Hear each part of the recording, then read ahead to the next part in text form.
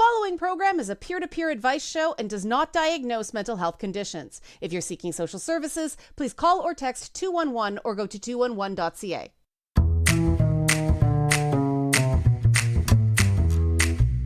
Hello, listeners around the world on radio, streaming, and podcast services. This is It's Not Therapy. I'm Liana Kersner, and I am not a therapist, but I am your source for navigating the madness of mental health using my top 10 sayings for going good crazy. This week, well, I'm back after a couple weeks off. That wildfire smoke was bad for me. Yeah, my asthma did not like that. But what are we talking about this week now that I am back? We are talking about neurodivergent creators creating stories for neurodivergent kids. We actually have two people on the interview this weekend, a mother and son duo, Lynn and Jonathan Greenberg. They are together the Creative Cab Company children's book series, Robbie the Dyslexic Taxi and the Airport Adventure, and Susie the ADHD Taxi, and the Sightseeing Adventure. And, well, we'll get to it in the interview. I don't want to steal too much thunder, but one of the things we get into is the ish that Lynn was told about her son, Jonathan, and his future as a neurodivergent kid who would someday become a neurodivergent adult. And no matter how many times I hear stories like this, my jaw always hits the floor and then starts burrowing into the floor and into the ground, and it just keeps going because this idea that neurodivergent people cannot be creative, cannot learn, cannot communicate, it's so not true that at this point, with all the media outreach, with all the evidence to the contrary, it just shows how much that this sort of stigma just dies hard. It just does not want to go. And I think of how many incredibly creative people I personally work with, myself included, who are neurodivergent. I mean, multiple collaborators of mine are neurodivergent. The artist that does all my thumbnail and like commercial art stuff, she's neurodivergent. And so this idea that neurodivergent people cannot create is just what? But it still persists. So if you're a parent who's been told this about your child, it's not true. Now, if you're a parent who goes, yeah, you're right, so why isn't there more stuff for neurodivergent kids? Well, that's the other part of it, isn't it? I mean, people love to complain about the rates of neurodivergency, especially the rise of ADHD diagnoses, and autism is becoming more diagnosed at a lower needs, I'll say, level.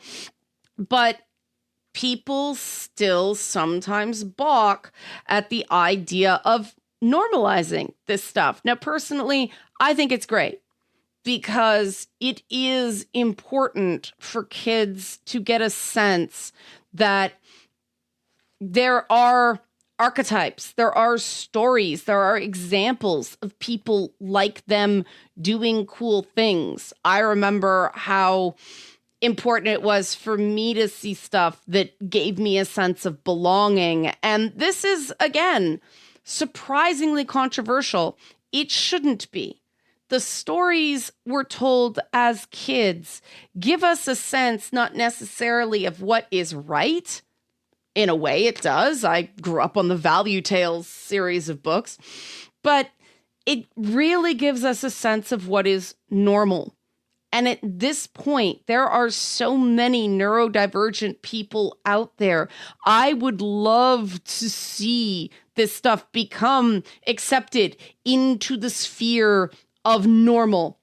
And so that's what we're going to do a little bit to advance today. Again, after the break, we're going to talk to Lynn and Jonathan Greenberg, who co-create the Creative Cab Company children's book series, Robbie the Dyslexic Taxi and the Airport Adventure, Susie the ADHD Taxi and the Sightseeing Adventure. Those are the two books that are out now. We will get to them, their story, and their stuff, their creations after the break. Questions, comments, any feedback. Liana at nottherapyshow.com is my direct email.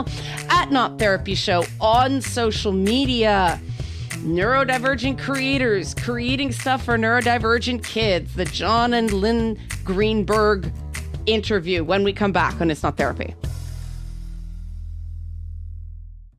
The following program is a peer-to-peer advice show and does not diagnose mental health conditions. If you're seeking social services, please call or text 211 or go to 211.ca.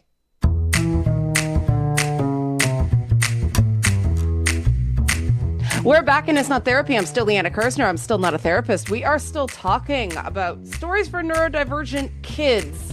Longtime listeners of the show will know this is a topic near and dear to my heart, and I'm very pleased to introduce you to Lynn and Jonathan Greenberg, the mother-son duo behind the Creative Cab Company children's book series, including Robbie the Dyslexic Taxi and the Airport Adventure, and Susie the ADHD Taxi and the Sightseeing Adventure. Now, Jonathan has both dyslexia and ADHD, and you're also the illustrator of these stories, correct, Jonathan? That is correct. If this were video, you'd see me bouncing around, probably. Yes. So you and Lynn, you're Jonathan's mom. Your publicist says you're rewriting what representation looks like in children's books. Now, because you're coming at this from a mother-son duo, Jonathan, will start with you. What was important to you about inclusion in this regard beyond things like, dyslexia-friendly fonts without serifs and whatnot? Well, I can say with certainty, when I was younger, one of the main things that really affected me when I was dyslexic is not being able to read or write, of course. Now, so the only thing that really kept me going was finding picture books and being able to flip through them and sort of get an idea. I'd have to come up with the story. Sometimes it was obvious, other times it wasn't. Sometimes I got it completely on point, other times I was very far off. And so I wanted to try making a story that was accessible for children who might not be able to read. So even if they couldn't flip through the pages and get the exact wording, they'd know, give or take, the basics of the story. And also, more than anything, was to have them be specifically for a larger audience so that others could talk about it, to begin conversations. Because without things like my mom pushing for me being able to get special classes and such, I wouldn't be where I am today. So I wanted to show them that it is possible to get through and that it's not a disability per se, it's just a difference.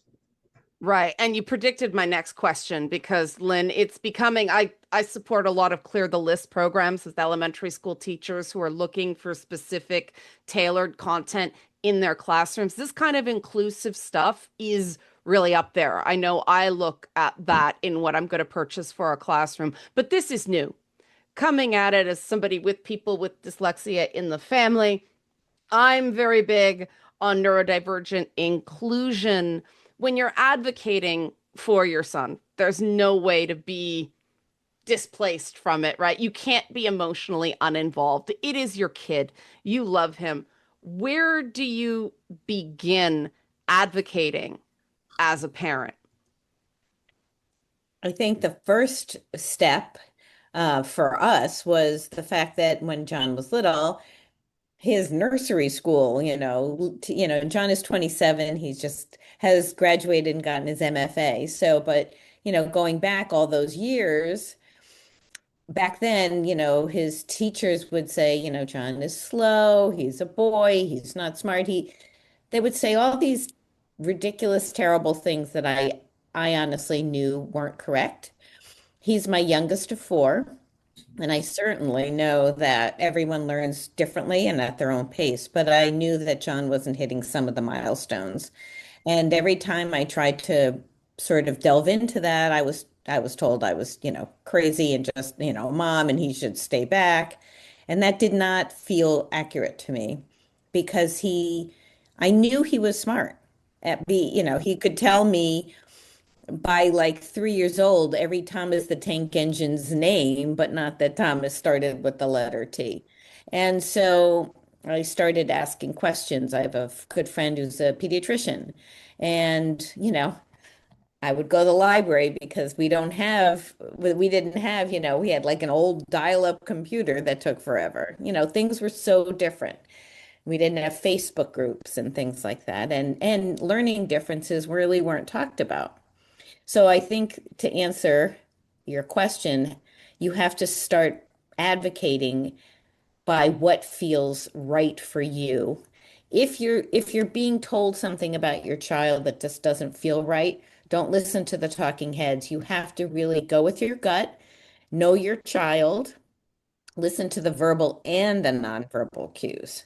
You know, John was acting out, and Mm, you know, that's not John. no. John doesn't act out at all. He just, I came to find out the teacher, as he got like into kindergarten and first grade, read this, do that, and he was uncomfortable and Mhm. couldn't. So he'd get up and walk away, walk around, do something. And so to me, the verbal and the nonverbal cues of your child, you really have to listen to those and go with your gut. It must have been so frustrating to hear all the stereotypes about young boys come at you. Um, how Yes. how did you handle staying calm in the face of that? Because that must have been enraging. I mean, outwardly calm. I'm sure at least inward you weren't, but yeah, how did you manage to kind of keep it inside and not let it show to the point that it would be counterproductive? I, it was hard. Hmm. It's definitely hard. And I also really had to go um, outside of the school system because I kept saying, can we get him tested? No, no, no, he's too young. There's nothing wrong. And so I was so frustrated. And his pediatrician was, somebody that I trusted and helped me find a person who would test him. And the school wouldn't do it, so we had to pay for it. And we thought it was worthwhile because we knew something, my husband and I, we knew something wasn't, quote unquote, right. And if I had just let everyone tell me and, put that smile on my face and just nodded, I would have not gotten what John needed. Hmm. And so I think it's important to not like scream and shout and have people ignore you, but I do Right. think it's important to really advocate for your child, for your family, for whatever it is that doesn't feel right. You have to keep pushing until you get what you think is the answer or the journey towards an answer.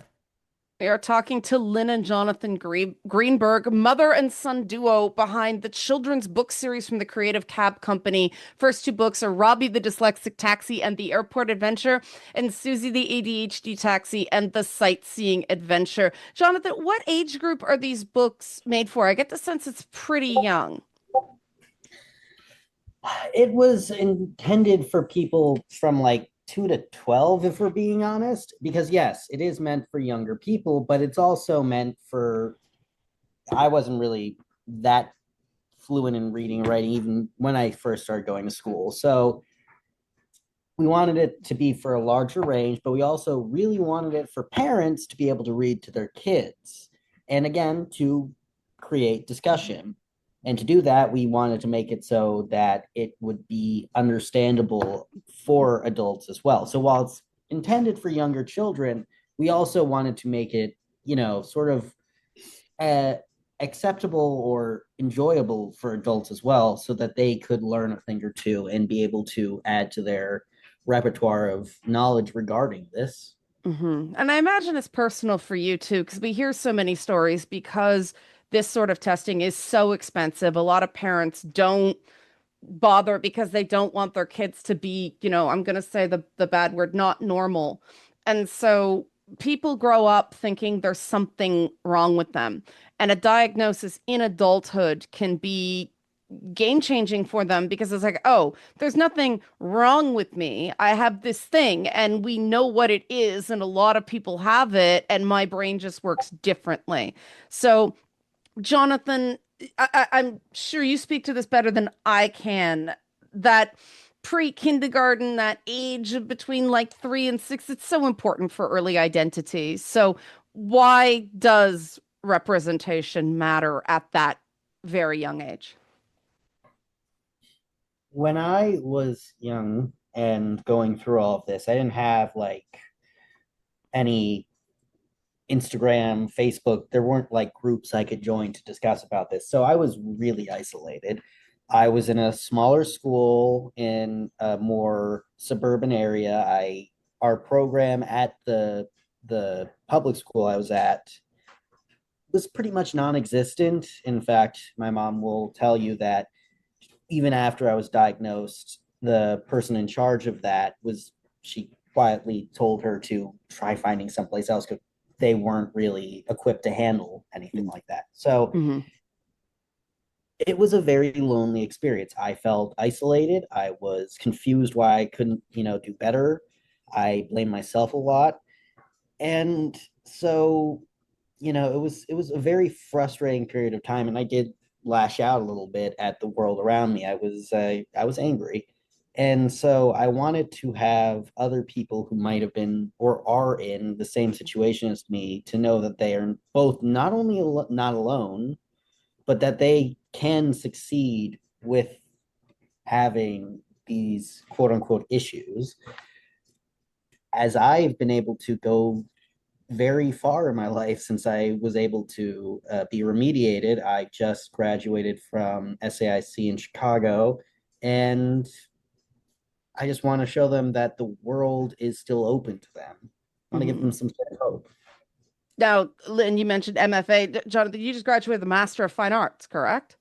That is Yeah, correct. I mean, that's quite an achievement for anybody. And the idea of Robbie the Dyslexic Taxi is such a simple idea, but I think it makes the point of, empathy, the fact that it's about a taxi cab who has to get somebody to the airport. Problem is, Robbie can't read the street signs. So, why did you decide to start there? Why dyslexia as opposed to the, ADHD element? Jonathan, sorry. Oh, sorry. Well, for the first one, we wanted to make it so that they could be separated enough so that each book could have its own sort of quantity or quality to it for a Mhm. specific group. The goal is to have more books with different groups in general. So we have, as you saw, the next one, ADHD. We're trying to work on another book regarding possibly a whole. You know what? I'm gonna leave that No for you to spoilers. Yeah. announce it. No But we are working spoilers. on a new one that will also have a new discussion topic. And Hmm. so we wanted so that each person could get a little something from it. And yes, we are aware that a lot of people tend to have multiple things. It's not just one off, but we wanted to have them somewhat separated so that we could, for just, interest. Yeah. Lynn, what's it like to be told, oh, your son is just this, collection of pejoratives, and to see him graduate with a master's degree? Like, that's got to be a complex sense of vindication and vindictiveness, I imagine, to an extent. Like, ha, they were wrong. But what was going through your head when he graduated? So many things. Obviously so proud. He's worked so hard. He also, had to go through his college years during COVID, which wasn't easy, for anyone, but especially, someone who it was an art major. And in general, there just have been so many things that have been you know, thrown at John, and he has handled with empathy and kindness and patience, and he is a superhuman, and I'm, super very proud of him. when we went back to the school he ended up going to, when we found out that he was dyslexic, he read to the kids and everybody treated him like a rock star. It was really, I was in tears. And the people I know who at that school were like, we're all like, oh my God. But, can we have your autograph, John? Can we see, can we see the book? Are you writing another book? And I think they just felt seen and seeing him they realized that they could accomplish whatever it is that they wanted to accomplish too. They had to work hard in school and learn how to read and write, which isn't always easy. Mhm. But they all realized that there was a really terrific end if they worked hard. So just super proud of him. Yeah. Jonathan, what was that like for you to go back to your old school? I mean, no pressure, right? Superhero rock star. Oh, I know I've been built up a little bit here. Yeah, exactly. It Yeah, was well, it was still a really it's hard to find words for an experience like that because this was a place where I really had struggled. I worked. I There was the blood, sweat, and tears, although not really blood, um, to get to this point where I could show others that they could be, they could succeed. And being able to stand in front of these kids and read something that we worked on together and created, it's kind of indescribable. It, it's something I'll never forget, and I honestly will hold on to it dearly for the rest of my life. It was a once in a lifetime experience, I'd say. That's amazing. Okay, we have to go to break, but I want to come back with Lynn and Jonathan Greenberg, the mother-son duo behind the Creative Cab Company's children's book series, Robbie the Dyslexic Taxi at the Airport Adventure, and Susie the ADHD Taxi and the Sightseeing Adventure. When we come back, I want to talk about co-authoring as a family. It is a unique challenge. It is wonderful, but it is also challenging because there's no separation between work and home. Questions, comments, any feedback for you guys out there? Liana at nottherapyshow.com is my direct email. At nottherapyshow is my social media contact. It's like, how do I get this book? What's the name of the book again? Just please reach out. When we come back, creative process, co-authoring as a family, when you are creating inclusive children's literature, when we come back on It's Not Therapy. The following program is a peer-to-peer advice show and does not diagnose mental health conditions. If you're seeking social services, please call or text 211 or go to 211.ca.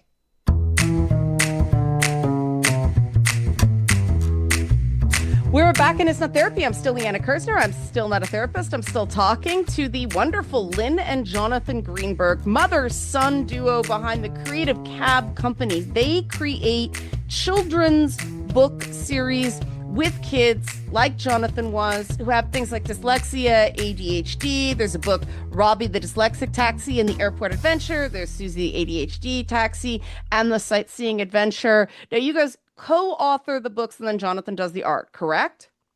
yes, Okay. yep, that's our process. Okay. So you work as a family. I'm not sure who to start with. We'll start with Lynn. How Okay. did you decide you were gonna do this, first of all? Okay. Like, So I think I mentioned that, John was home during COVID and he was trying to do art virtually.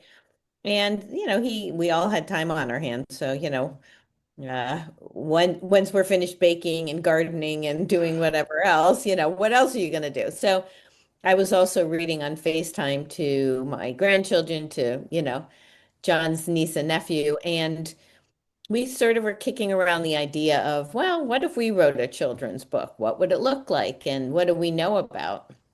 And so we decided to start with, a topic near and dear to our hearts, which is dyslexia.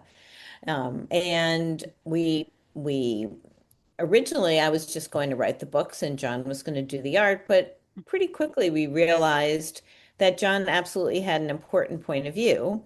So we co-authored it. And when we had the basic book together, I have a good friend who's a book designer.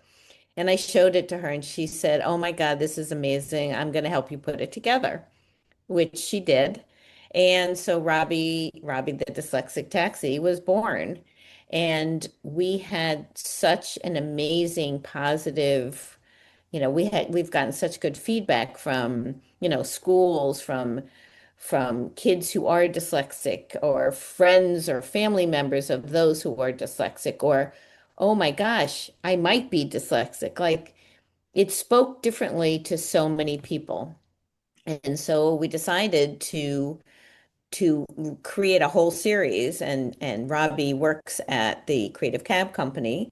And so everyone at the Creative Cab Company either helps someone or is neurodivergent.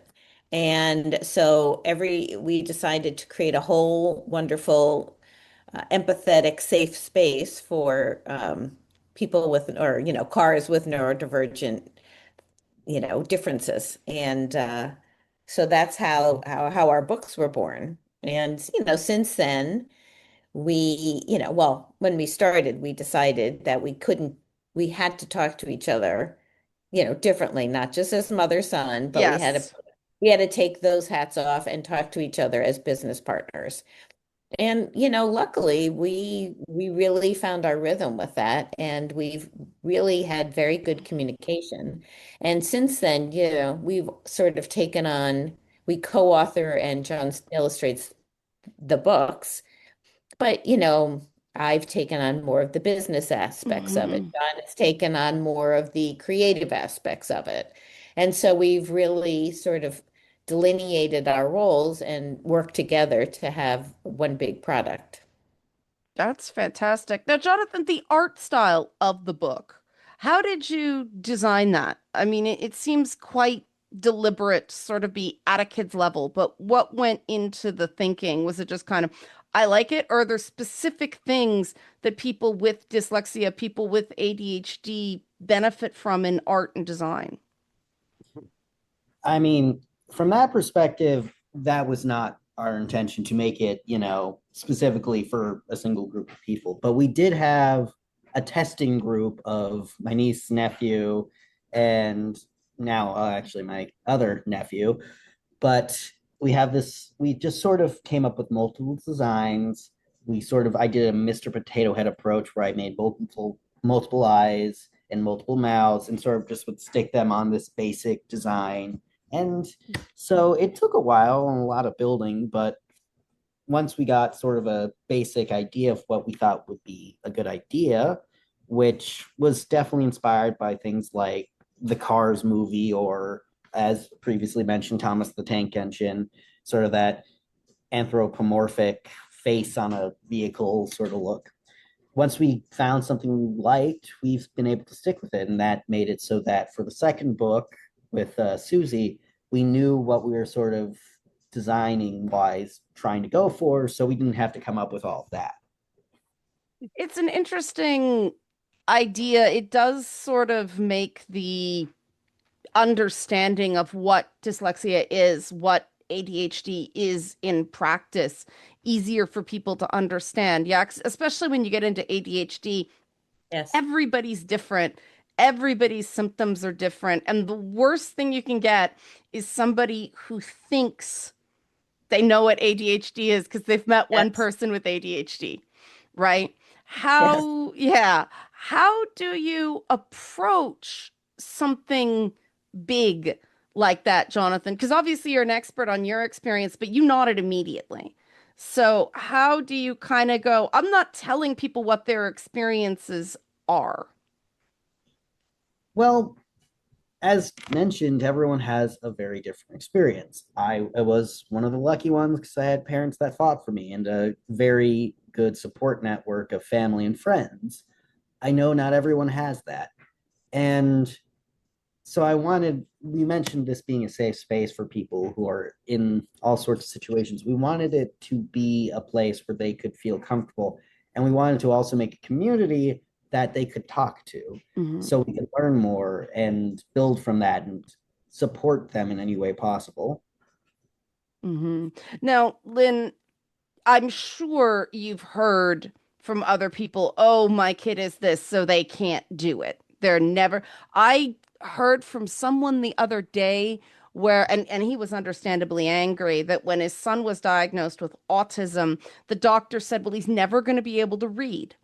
And he's Ugh. not going to, yeah, exactly, not going to graduate school. And I'm like, I must be missing something here, but I'm sure you've heard these stories Yeah. that these diagnoses are determination, they are destiny. What do you say in response to that? I could not disagree more. To me, and I recently, actually, we have a Substack called Creative Wayfinders. I just wrote about that because to me, getting the correct label is so important because then you can advocate for the services that might best help your child. Without a label, we cannot get what that child needs. And it should not be limiting, it should be expansive because, you know, the wrong label can negatively affect your child and will not get the right help. And as I said, we had to have him tested outside of the school system because they wouldn't do it. And then when I did get the correct label, the learning differences teacher said, I don't know how to help somebody with dyslexia. Yeah. So you know, I had to start learning what might be the best approach. And we determined that the Orton Gillingham method would probably be a wonderful way to do it. And there is one school about 45 minutes away from us that teaches only dyslexic children and or kids with language-based learning differences. Mhm. And we went to see it and, applied and John got in. And then as a family, we had to make a decision because it was, it's private school. And John has three older siblings and I was going to have to drive him. So what was all this going to look like? And as a family, we decided that it was so important for John to learn how to read and that should be paramount. And so we, united as a family, worked together, ate a lot of peanut butter and jelly. And, he went to this wonderful private school where his gift was, his art, his dyslexia, his ADHD is his superpower.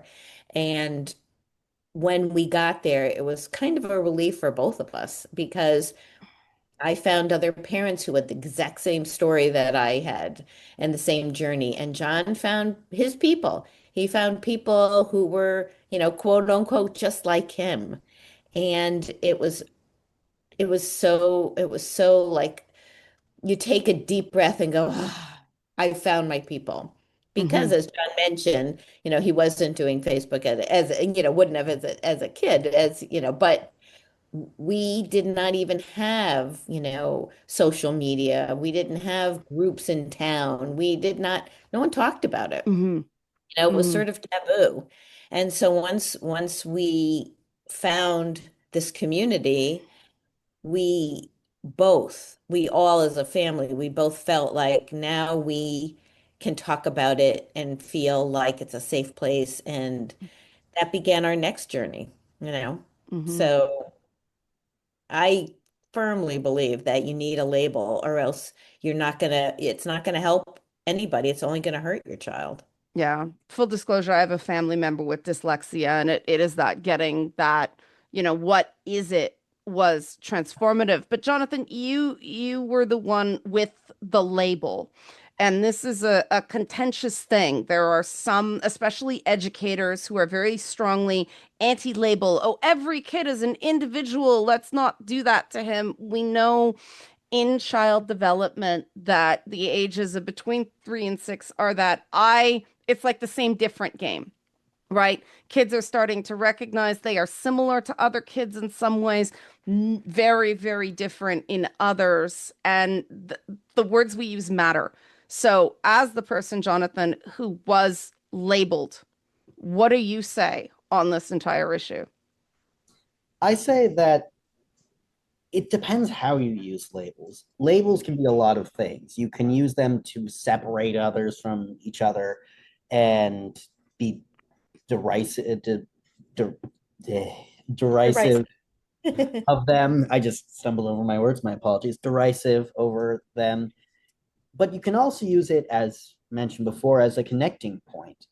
And I think it is a tightrope sometimes to be extra careful about that. And you can very easily cause problems if you just start throwing them at people.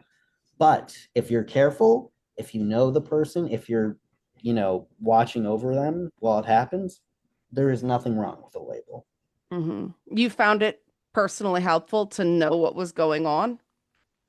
For a fact, it definitely did. Because prior to being, before getting tested, as I mentioned, was frustrated and angry because I didn't know what was wrong with me, and I blamed myself quite often. And then I get tested and I find out I'm dyslexic, and it's sort of like a weight off my Yeah. shoulders because I know that, oh, it isn't just me being quote unquote dumb or quote unquote being a boy. And it was such a relief that now that I know what it is, I might be able to fix it, that I wouldn't have had it any other way. Realizing that you're not lazy, you're not, unmotivated, that there are certain learning approaches that work better for you. I found personally really helpful as well. Okay, so we were talking before we started on air about how people can get their hands on Robbie the Dyslexic Taxi and the Airport Adventure and Susie the ADHD Taxi and the Sightseeing Adventure. Now, the Creative Cab Company does have a website, but Lynn, you have a more direct ask. So let people know there's something you can do, guys, if you have kids or adults in your life, if you are a neurodivergent person and you want to do something. Lynn, here's what you can do. Take it away. All right. Thank you. So we are on all social media platforms as Creative Cab Company. You can DM us. We do have a website, Creative Cab Company, where you can find a place to email us or, find a way to communicate with us. If you want the book, you can go to Amazon. Right now, we're exploring other ways to publish. If you go into a bookstore and don't see it, you can ask and they can order it for you. And if you go to and you still can't find it, you can go to our website and we're happy to help you figure out a way to get it. We will absolutely get it to you. We are creative wayfinders on Substack. We write about neurodivergent issues and other things, contemporary issues. There are so many ways to reach us, and we really love when people do so that we can, obviously we're not licensed professionals, but we have lived so much of this experience from so many different vantage points that we really love to have the conversation and really appreciate when people do reach out to us. So we hope they find us. The other thing I've done is actually donated a copy of the book to the school or local public library. Thank So you. that's another thing that people can do. I'm a big fan of Clear the List. We don't do that as much in Canada. Teachers get in trouble, but in the US, I've given a lot to Clear the List. So teachers, this might be something you want to add to your book list as well. The Creative Cab Company, creativecabcompany.com. Robbie the Dyslexic Taxi, Susie the ADHD Taxi. Congratulations on the winning the Creative Child Magazine Book of the Year award, by the way. That must have been very validating as well. Um, Absolutely. For both books, it was amazing. Lynn and Jonathan Greenberg, thank you so much for coming on the show. Jonathan, congratulations. When can people expect the next book? I know you didn't want to talk about it, but give us a timeline. We'd like to say we'll have a firm idea by the end of the summer and start working on it. So I can assume that you'd be hearing more about it by then. And if once we get to that point, we'll probably get it done. As we've gone on, we have sped this up the process because I'll be honest, the first few times we did books, we didn't fully know what we are doing. So it was sort of a learning experience. So now that we do, though, there are a lot of things that we can sort of cut out or speed up. So because of that, probably within another year, I'd have to say, at tops. I was about to say, yeah, formatting that first book on Amazon is like a car wreck, but that would maybe make Yes. the taxis feel bad. Yeah, Lynn, what were you going to say? No, we've been really pushing the idea. We're hoping for 2027, but we'll keep you posted. Wonderful. Guys, thanks so much. Thanks for coming on, sharing your very personal story. It's stories like this that I always find amazing because you do get to the heart of it. And doing this as a family, I think it gives a lot of people who are struggling to find out where their kid fits. It'll give them a bit of a lifeline. So thank you so much for your time and your wisdom. Thanks for Thank having you. us. All right, there's your dose of wholesome for the week. We all need more wholesome in our lives lately, right? All right, we're going to go to our final break, come back with final thoughts, questions, comments, any feedback. Liana at nottherapyshow.com is my direct email, at nottherapyshow on social media. When we come back on It's Not Therapy, more on creating stories that make neurodivergent kids feel a little bit more accepted on It's Not Therapy. The following program is a peer-to-peer advice show and does not diagnose mental health conditions. If you're seeking social services, please call or text 211 or go to 211.ca. We're back and It's Not Therapy. I'm still Liana Kersner. I'm still not a therapist. We're still talking about stories for neurodivergent kids, sometimes told by neurodivergent creators. And I want to go back to what John Greenberg was saying in the interview about, his experience is not the experience of every person with autism or autistic person, if you prefer, out there. And that's one of the challenges. I think one of the reasons people are afraid to go into this space. I know there's a lot of creatives who are like, not touching that, because if I include kind of a special interest group, to use something of a dated term, then the likelihood that people are going to yell at me is going to go up. And the truth is that if you're a creative now, everything might make someone yell at you. What you do put in might make someone yell at you. What you don't put in might make someone yell at you. There's no winning, but I prefer to think of that is there's no losing either, as long as you come at it with the best of intentions and wanting to tell a story for people, as opposed to telling a story to go, look what a great humanitarian I am. That is the absolute worst place to come at things as a creative, in my opinion. But if you do want to create stuff that you would have liked when you were growing up, that is one of the best reasons to create things I can possibly imagine. And I absolutely encourage people to do it.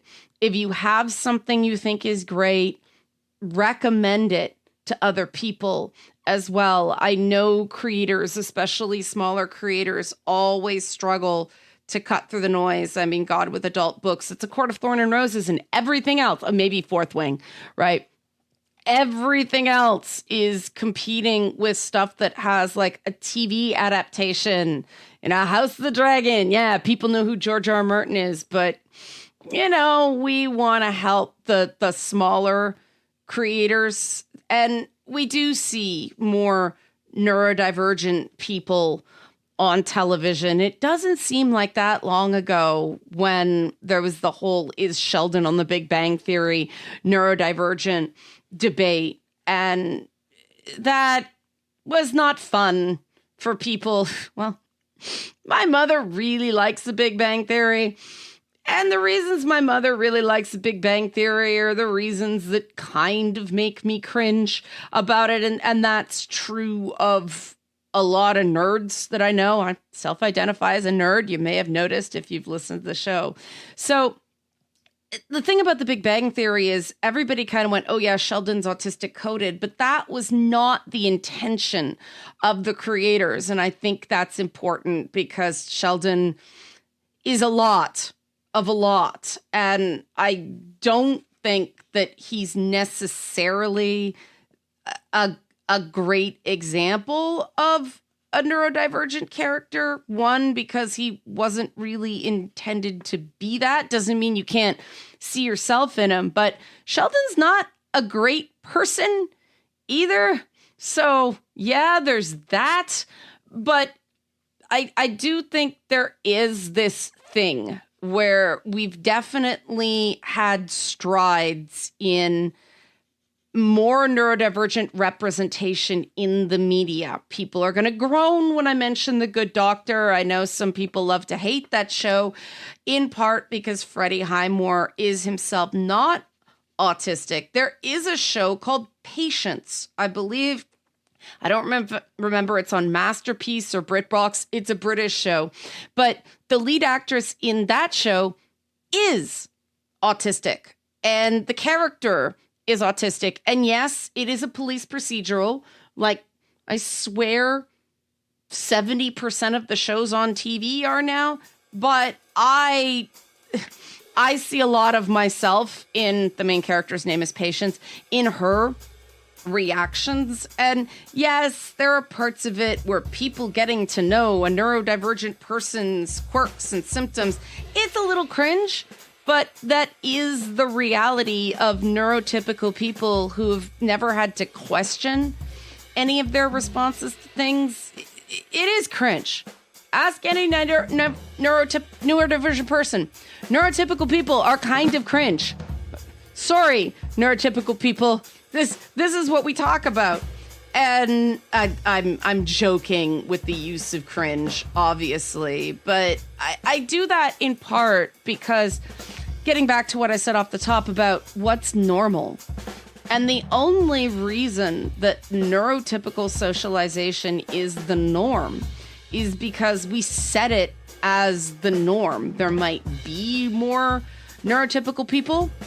The challenge with the neurodivergent spectrum is, as I talked about on the last program, we talked about neurodivergency and sexuality.